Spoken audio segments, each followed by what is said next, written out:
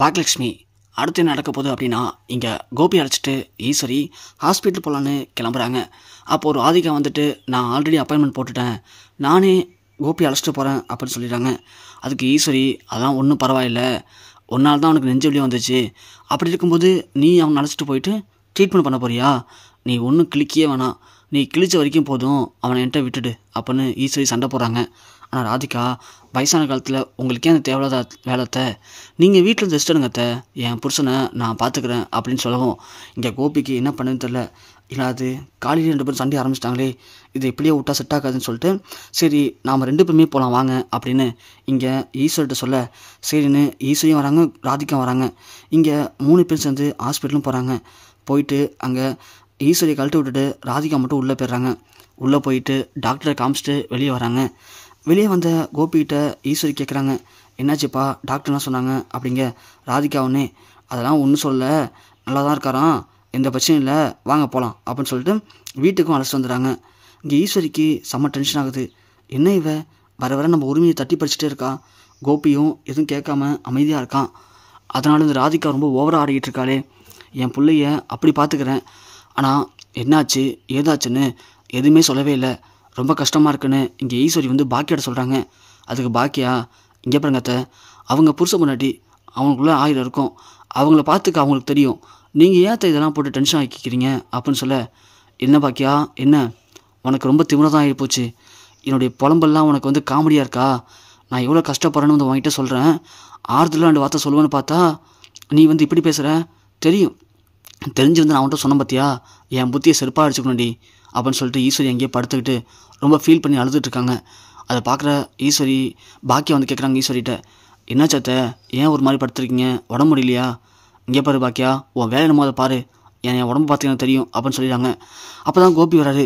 கோபி வந்தானே, என்னாச்சுமா அப்படின்னு கேட்க, இல்லை கோபி, நீ ரொம்ப மாறிட்டடா, ஹாஸ்பிட்டலுக்கு போனேன், டாக்டர் என்ன சொன்னான்னு கேட்டால் நீ ஒன்றும் பேசவே இல்லை, அவள் ஒரே வார்த்தையில் நல்லா இருக்கான்னு சொல்லிட்டா, பெத்த வயிறு கறந்து அடிச்சுக்கு தெரியுமா, என்னப்பா சொன்னாங்க டாக்டர் அப்படின்னு கேட்க, கோபி ஒன்று, அது ஒன்றும் இல்லைம்மா, அதிகமாக ஸ்ட்ரெஸ் ஆகக்கூடாது, டென்ஷன் ஆகக்கூடாது, கோவப்படாமல் இருந்தாலே போதும்னு சொன்னாங்கம்மா, அதாம்மா, வேறு எதுவும் இல்லைம்மா, அதை உங்கள்கிட்ட சொன்னால் நீங்கள் கோவப்படுங்களாம்மா, உங்கள்கிட்ட சொல்லலை, என்ன கோபி இப்படி பேசுகிற, அம்மா எவ்வளோ மாறிட்டேன்டா உனக்காக, இப்போல்லாம் நார்மலாக இருக்கா அம்மா, இனிமேல் அம்மா கோவப்படுவேனா, என் பிள்ளையுடைய வாழ்க்கை தான் எனக்கு முக்கியம், அப்படி இருக்கும்போது நான் எப்படிப்பா கோவப்படுவேன் அப்படின்னு ஈஸ்வரி பேச, கோபி ஒன்னே, சரிங்கம்மா, அதெல்லாம் ஒரு பிரச்சனை இல்லைம்மா, நான் அவன் கூட தான்மா இருக்கேன், நீங்கள் எதை நினச்சும் யோசிக்காமல் டென்ஷன் ஆகாமல் பயப்படாமல் இருந்தாலே போதுமா அப்படின்னு கோபி சொல்கிறாரு. சரிப்பா கோபி அப்படின்னு சொல்ல, உடனே கோபி சொல்கிறாரு, அம்மா நான் இங்கே கொஞ்சம் நேரம் படுத்துக்கிறேம்மா அப்படின்னு சொல்கிறாங்க. சரிப்பா படுத்துக்கப்பா அப்படின்னு சொல்லிட்டு கோபி அங்கேயே படுக்க வச்சுறாங்க. இங்கே பார்த்தா இனியா ரூமுக்கு போகிறாங்க. இனியா ரூமுக்கு போகும்போது இங்கே மயு வந்து, அக்கா இனியாக்கா அப்படின்னு கூப்பிட்றாங்க. இனியா இங்கே செம்ம டென்ஷனாக நிற்கிறாங்க. என்ன வேணும் அப்படின்னு கேட்குறாங்க. இல்லைக்கா, நேற்று டேடிக்கிட்ட நீங்கள் பேசிகிட்டு இருக்கும்போது நான் ஒரு சம்முக்காக டேடிகிட்ட பேசிகிட்டு இருந்தேன், நீங்கள் கூட கொஞ்சம் கோவமாயிட்டீங்க, சாரிக்கா, நான் அப்புறமா வந்து யோசிச்சு பார்த்தேன், எனக்கு கொஞ்சம் கஷ்டமாக தான் இருந்துச்சு, நான் வேணும்னு அப்படி பண்ணலக்கா, அது ஒரு முக்கியமான சம்முக்கா, அந்த சம்மு வந்து எனக்கு சரியாக டேலி பண்ண முடியல, அதான் டேடிகிட்ட கேட்டால் டேலி பண்ணிடலான்னு சொல்லி டேடிகிட்ட கேட்டேன், ஆனால் அப்போதைக்கு உங்களை டிஸ்டர்ப் பண்ணலாம் பேசலக்கா, பாட்டி தான் அதுக்குள்ளே ஒரு மாதிரி பேசிட்டாங்க, எனக்கு ஒரு மாதிரி ஆயிடுச்சுக்கா, நான் ரொம்ப ஃபீல் பண்ணேன், என்னதான் இருந்தாலும் டேடி முன்னாடி உங்கள்கிட்ட பேச விடாமல் அவாய்ட் பண்ணுறது தப்பு தானாக்கா அப்படின்னு சொல்ல, இனியா ஒன்றே, இங்கே பாரு மயோ, ஃபஸ்ட்டு நீ என் அக்கான்னு கூப்பிட்டு நிப்பாட்டு, நான் உனக்கு அக்காவா, அதுக்கப்புறம் எங்கள் டேடிகிட்ட நான் பேசுகிறத தடுக்கிறதுக்கு இந்த வீட்டில் யாருக்கும் உரிமை இல்லை, புரியுதா, அதுவும் நீ வந்து எங்கள் டேடிகிட்ட என்ன பேச தடுக்க போறியா, எங்கள் டேடியை பற்றி எனக்கு தெரியும், இந்த வீட்டில் எங்கள் டேடிக்கு யாரை பிடிக்குன்னு எனக்கு தெரியும், புரியுதா, இல்லைக்கா எனக்கும் டேடி தானேக்கா, இது டேடியா, யாருக்கு டேடி மயோ, உங்கள் டேடி யார் தெரியுமா உனக்கு ஃபஸ்ட்டு, அது எங்கள் டேடியெல்லாம் உங்கள் டேடின்னு சொல்லாத, நீ வேணால் தனியாக சொல்லிக்கலாம் எங்கள் டேடின்ட்டு, ஆனால் எங்கள் டேடிக்கான உரிமை எல்லாமே என்கிட்ட மட்டும் தான் இருக்குது, ஃபஸ்ட்டு அது புரிஞ்சுக்கோ அப்படின்னு சொல்ல, இங்கே மயோ உடனே அழ ஆரம்பிச்சிடறாங்க. அப்போ பாக்கியா வரும்போது மயோ அவ்வளோதான் பார்த்துறாங்க. உடனே பாக்கியா இங்கே வந்து, என்னாச்சு மயோ, ஏன் அழுதுட்டுருக்க, இனியா என்ன சொன்ன மயோக்கிட்ட, ஏன் அழுகுறா மயோ, ஏம்மா அவள் அழுதா நான் என்ன பண்ணணும், நான் மட்டும் தான் அமைதியாக நின்றுட்டுருக்கேன், பார்த்து தானே இங்கே வரீங்க, நான் என்ன அவள் கையை பிடிச்சி இழுத்தானா இல்லை அடித்தானா, இங்கே பாருங்கம்மா, நீங்கள் அவளுக்கு ரொம்ப சப்போர்ட் பண்ணிட்டுருக்கீங்க, நீங்கள் என் அம்மா, அதை ஃபஸ்ட்டு புரிஞ்சுக்கோங்க அப்படின்னு இங்கே இனியா கத்த, உடனே பாக்கியாவுக்கு புரிஞ்சுது. அப்போ கண்டிப்பாக இனியா மயோவை ஏதோ பண்ணியிருக்கா, மயோ இங்கே பாரு, என்ன நீ ஒரு அம்மாவை நினச்சி சொல்லு, என்னாச்சு உனக்கு, இந்த இனியா உன்னை என்ன பண்ணா சொல்லுமா, எதுவும் பிரச்சனையா அப்படின்னு கேட்க, இனியா உடனே, என்னம்மா என்ன ரொம்ப சப்போர்ட் பண்ணுறீங்க, அவங்கள ரொம்ப கெஞ்சி கேட்குறீங்க. ஏன் அப்படி பார்த்தோன்னா அக்கறை இருக்கு உங்களுக்கு? சொல்லுங்கம்மா. இங்கே பாரு இனியா, அவங்க டெய்லி நமக்கு காசு தராங்க இந்த வீட்டில் தங்குறதுக்கு. அப்படி இருக்கும்போது ஒரு டெனண்ட்டாக நாம் அவங்கள கேர்ஃபுல்லாக பார்த்துக்கிறது நம்மளுடைய பொறுப்பு. இன்னொரு 10 நாளோ 15 நாளோ அவங்க இங்கே இருப்பாங்க. அதுக்கப்புறம் அவங்க வேறு வீட்டுக்கு அவங்க டேடி அழைச்சிட்டு போயிடுவாங்க. அது வரைக்கும் இந்த வீட்டில் நம்ம பார்த்துக்கணும், புரிஞ்சுக்கோ. ஓ, 10 நாளுக்கு அப்புறம் டேடி அழைச்சிட்டு அவங்க தனியாக போயிடுவாங்களா? போவாங்கம்மா, போவாங்க. யார் விட்டா டேடியை ஃபஸ்ட்டு? எங்கள் டேடியெல்லாம் விட முடியாது. அவர் ஏன் டேடி. இங்கே பாரு இனியா, மயோவுக்கும் டேடி தானே அவர். என்ன மயோவுக்கு டேடியா? இங்கே பாருங்கம்மா, அவர் ஏன் டேடி. மயோட டேடி யாருன்னு மயோவுக்கு தெரியாது. அப்படி இருக்கும்போது எதுக்காக கொண்டு போய் ஏன் டேடியை அவங்க டேடின்னு சொல்கிறீங்க அப்படின்னு சொல்ல இங்கே மயோ இன்னும் அதிகமாக அழுகுறாங்க. அப்போ தான் பாக்கியாவுக்கு புரியுது, நாம் இருக்கும்போதே மயோக்கிட்ட இப்படி பேசுகிறாள் இனியா, அப்போது நாம் இல்லாதப்போ என்ன பேசியிருப்பான்னு சொல்லிட்டு உடனே இங்கே இனியாவை பலான்னு நினைக்கிறாங்க. அந்த சவுண்டு கேட்டு ஈஸ்வரி மேலே போயிடறாங்க. மேலே போகவும் என்னாச்சு பாக்கியா, எதுக்கு என்ன பண்ண இப்போ அப்படின்னு கேட்க இனியா உடனே என்னை அடிச்சிட்டாங்க பாட்டி அப்படின்னு சொல்கிறாங்க. ஈஸ்வரி கொந்தளிச்சு, எதுக்காக பாக்கியா இப்போது இனியாவை அடிச்ச நீ, என்ன பிரச்சனை உனக்கு இப்போது அப்படின்னு கேட்க இதா இனியா ஒன்று சொல்கிறாங்க. இதுதான் பாட்டி நடந்துச்சு. அவள் சொன்னது என்ன தப்பு இருக்குது பாக்கியா? அவள் கரெக்டாக தான் சொல்லியிருக்கா. இவளோட அப்பா யாருன்னு யாருக்கு தெரியும்? அப்படி இருக்கும்போது எதுக்காக என் பிள்ளைய போய் அவங்க அப்பன்னு சொல்கிற? அதுக்கு சப்போர்ட் பண்ணி இனியாவை அடிக்கும் செய்வியா? இங்கே போய் பாக்கியா, இதோட நிப்பாட்டிக்கோ. நீ ரொம்ப ஓவராக ஆடிட்டு இருக்க. இதுக்கு மேலே இப்படி பண்ண அப்படின்னா நீ தேவையில்ல விளைவுகளை சந்திக்க வேண்டியதாக இருக்கும் அப்படின்னு இங்கே பாக்கியா பேசிகிட்டு இருக்காங்க.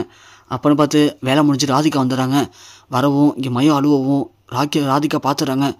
மயோ என்னாச்சலும் ஏமா அழுதுட்டுருக்க அப்படின்னு ராதிகா கேட்க பாக்கியா ஒன்று இல்லை ராதிகா, சின்ன ஒரு கிளாஸ் தான், நான் சரி பண்ணிட்டேன் விடுங்க அப்படின்னு சொல்கிறாங்க. மயோ ஒன்று இல்லைம்மா, இது மாதிரி இனியாக்காட்ட பேசினேன். ஆனால் இனியாக்கா உன் டேடியோட பேர் கூட தெரியாது. உன் டேடி நீ பார்த்துருக்கியா?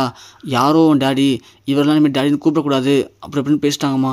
எனக்கு ரொம்ப கஷ்டமாக இருக்குமா. அப்போது கோபி டேடி நம்ம டேடி கிடையாதாம்மா அப்படின்னு மயோ கேட்க ராதிகா ஒன்று பார்த்தீங்களா பாக்கியா, இப்போல்லாம் என் குழந்தைய கஷ்டப்படுத்தினா என் குழந்தை என்ன பண்ணும்? பாவம் தானே என் குழந்தை அப்படின்னு சொல்ல இனியா ஒன்று யார் கஷ்டப்படுத்துகிறா? நீங்களாம் எங்கள் வீட்டுக்குள்ள வந்ததுக்கப்புறம் தான் நாங்களாம் கஷ்டப்படுறோம். நீங்களாம் என்றைக்கு எங்கள் வீட்டை விட்டு போய் தொலைறீங்களோ அன்னி தான் எங்களுக்கு நிம்மதி, எங்கள் டேடிக்கும் நிம்மதி அப்படின்னு இனியா சொல்ல மயோ இன்னும் அதிகமாக அழுகுறாங்க. ராதிகா ஒன்று பாக்கியா இனியா எதுவும் பேசலான்னு சொல்லுங்கள். ஏன் பாக்கியா அப்படி இனியா தேவைலாம் பேசிகிட்டு இருக்காங்க அப்படின்னு சொல்லவும் பாக்கியா ஒன்று இனியா வாயை மூடு இனியா. எதுக்குமா நான் வாயை மூடணும்? இது எங்களோட வீடு, அது எங்கள் டேடியை காலை சுற்றின பாம்பு மாதிரி இப்படி சேர்ந்து வந்து உட்காந்துட்டு எங்கள் வீட்டில் உட்காந்து எங்களையே நாட்டமாக பண்ணுற அளவுக்கு வந்துட்டிங்களா நீங்கள்? உங்களாம் முதல்ல கழுத்தை பிடிச்சி வெளியே தள்ளணும். நீங்களாம் சோத்தில் உப்பு போடுத்தீங்க, கொஞ்சமாச்சும் தின்னீங்கன்னா இந்த வீட்டை விட்டு நீங்களாவே போயிடணும். இல்லைனா சொர்ணம் கெட்டு போய் நீங்கள் இதே வீட்டில் இருக்கலாம், தப்பே இல்லை அப்படின்னு இனியா பேச இனியா இங்கே ராதிகாவுக்கு சமக்கம் வருது. மயோ வா போகலாம் அப்படின்னு சொல்லிட்டு மயோ கூட்டிகிட்டு கீழே போகிறாங்க. பாக்கியா உடனே ராதிகா கோவப்படாதீங்க, சொல்கிறது கேளுங்க. அவள் தான் ஏதோ பேசிகிட்டு இருக்கானா, நீங்கள் உடனே கோவப்பட்டு போகிறீங்க. நான் சொல்கிறது கேளுங்க ராதிகா அப்படின்னு சொல்ல இங்கே ராதிகா எதுவுமே கேட்கல. கீழே நேராக போகிறாங்க. கோபிகிட்ட போயிட்டு கோபி இதுக்கு மேலே எனக்கு இங்கே இருக்க முடியாது, என் கூட நீங்கள் வரீங்களா இல்லை தனியாக போகவா அப்படின்னு கேட்க ஈஸ்வரி உடனே இங்கே பாரு கோபி, நீ எங்கேயும் போகாத. இந்த திமிரு பிடிச்சவ இப்படி தான் அப்பப்போ திமிரு அதிகமாகி அதை பண்ணணும் இதை பண்ணணும்னு சொல்லுவா. அவள் இழுத்தெல்லாம் நீ போனா உன் வாழ்க்கையை நாசமாக போயிடும்டா. நீ அம்மா சொல்கிறத கேளுப்பா, நீ இங்கேயே இரு, அவள் எங்கே வேணும் போகட்டும் அப்படின்னு இங்கே ஈஸ்வரி சொல்கிறாங்க. கோபி உடனே என்னாச்சு ராதிகா, ஏன் இவ்வளோ கோவப்படுற, ஏன் மயோ அழுதுட்ருக்கா அப்படின்னு கேட்க ராதிகா மேல் நடந்த எல்லாத்தையும் சொல்கிறாங்க.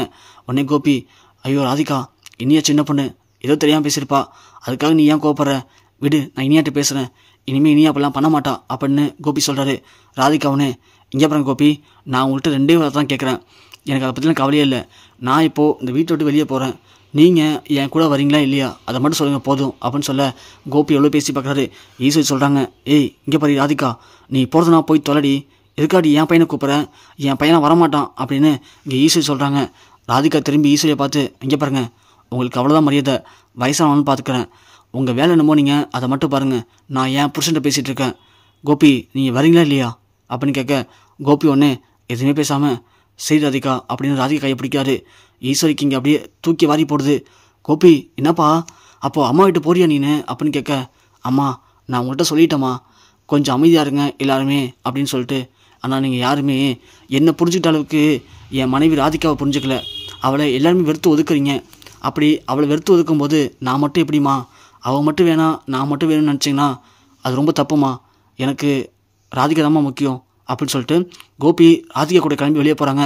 அதை பார்த்த ஈஸ்வரி அப்படி நெஞ்சில் கையை பிடிச்சிட்டு உட்காந்துடுறாங்க. இனியா பயங்கரமாக அழுகுறாங்க. பாக்கியா சொல்கிறாங்க பார்த்தீங்களா, இதுதான் ரொம்ப ஆடினா இதான் நிலமை உழுக்கலாம் அப்படின்னு பாக்கிய சொல்ல இங்கே ஈஸ்வரியால் பேச முடியாமல் அப்படியே உட்காந்துருக்காங்க.